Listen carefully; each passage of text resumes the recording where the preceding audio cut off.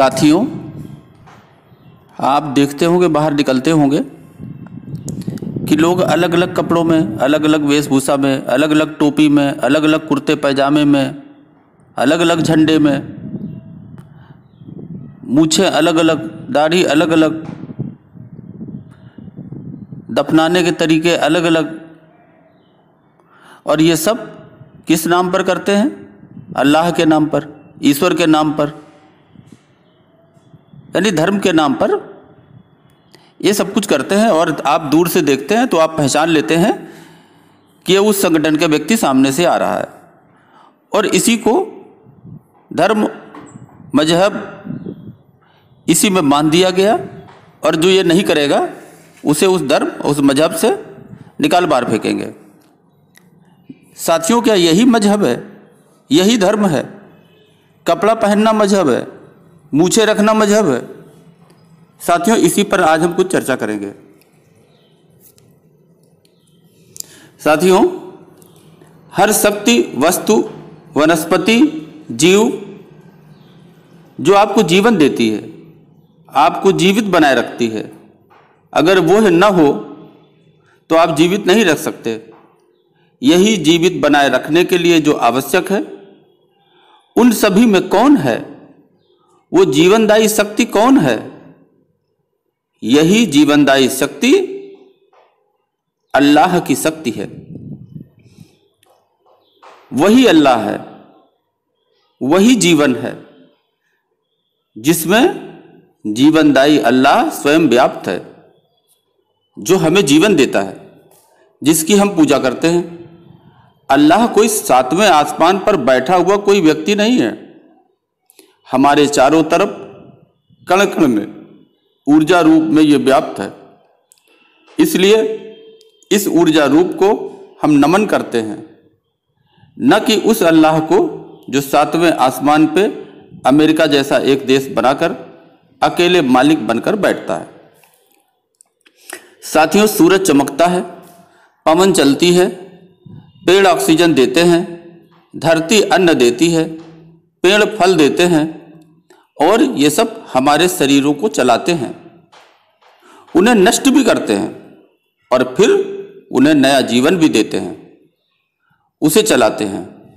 यह ऊर्जा ही, यह एनर्जी ही अल्लाह है, जिसके अनेक रूप हैं। हम इन सारे रूपों में महसूस करने वाले इस अल्लाह को नमन करते हैं। इसलिए कहते हैं कि सनातन धर्म सबसे महान है, जिससे सारे मजहब पैदा हुए। न तो सातवें आसमान पे जन्नत है, और न ही स्वर्ग, और न ही वहाँ हुसैन और यमराज जैसे कोई व्यक्ति बैठे हुए हैं। सब कुछ इसी धरती पर है। जो मर गए वो सदैव के लिए नष्ट हो गए। झूठी कहानी लिखकर लोगों को मूर्ख बनाया गया, मूर्ख बनाया जाता है। आज भी झूठी लिखी हुई बातों से लोगों को मूर्ख बनाया जाता है, और इसे ही धर्म और मजहब बना देते हैं, मजहब बताते हैं, और इससे अपनी रोजी रोटी चलाते हैं। हंसी तो तब आती है जब लोग बताते हैं कि स्वर्ग अमेरिका जैसा देश है, जहां अल्लाह, ईश्वर, गॉड तीनों बंटवारा करके अलग अलग राज्य में, अलग अलग क्षेत्र में रहते हैं, और अपने अपने लोगों का हिसाब करते हैं। किस मजहब की बात सही माने? या तो सब झूठे हैं, या इनमें कोई एक सच है। और कौन सच है, इसका पैमाना क्या है हमारे पास? यदि आप मजहबी किताबों को पढ़ें तो ये समझ आता है कि पुराने मजहब की किताबों से कॉपी पेस्ट करके नई किताबें हल्का फुल्का फेर बदल करके हमेशा बनती रहती हैं और बनाई गई हैं। दुनिया की कोई ऐसी मजहबी किताब नहीं है जिसमें कुछ झूठ ना हो। किसी में कम है तो किसी में ज़्यादा है। अब कैसे जानेंगे? ये तो हम अपने व्यवहार से जानेंगे, ज्ञान विज्ञान से जानेंगे। इन झूठों से जितना दूर रहेंगे आप, उतना धर्म और मजहब को अच्छी तरह से जान पाएंगे, समझ पाएंगे। मजहबी धार्मिक किताबों से यदि इन झूठ बातों को निकाल दें और जो बचे उसे अपनाएं, वही धर्म है, वही मजहब है। धर्म कोई किताब नहीं है, धर्म कोई कपड़ा नहीं है, धर्म कोई मूछे नहीं है, धर्म कोई टोपी नहीं है, धर्म कोई पजामा नहीं है।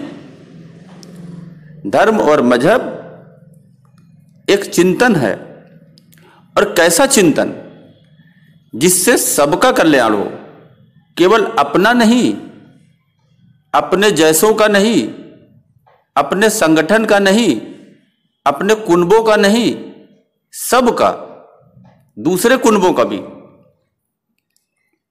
इसके अलावा और कुछ नहीं है।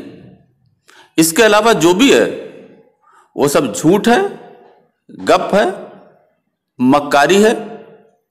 एक संगठन बनाना है, रोजी रोटी की एक तरीका है, लोगों को बेवकूफ बनाकर ठगना है, इसके सिवा कुछ नहीं है। यही सत्य ही धर्म है और यही सत्य ही मजहब है। जितनी जल्दी लोगों को यह बात समझ में आ जाए, उतना ही उनके लिए अच्छा होगा। वो उनमें और धार्मिक निखार आएगा, मजहबी निखार आएगा, लोगों में प्यार बढ़ेगा और लोगों का जीवन अति सरल हो जाएगा। हिंसा दूर हो जाएगी, अहिंसा आएगी, लोगों के अंदर दया भाव होगा और ये जो प्रकृति में एनर्जी है, इसको प्यार करेंगे, इसकी पूजा करेंगे। यही इनको जीवन देता है। काश किसी दिन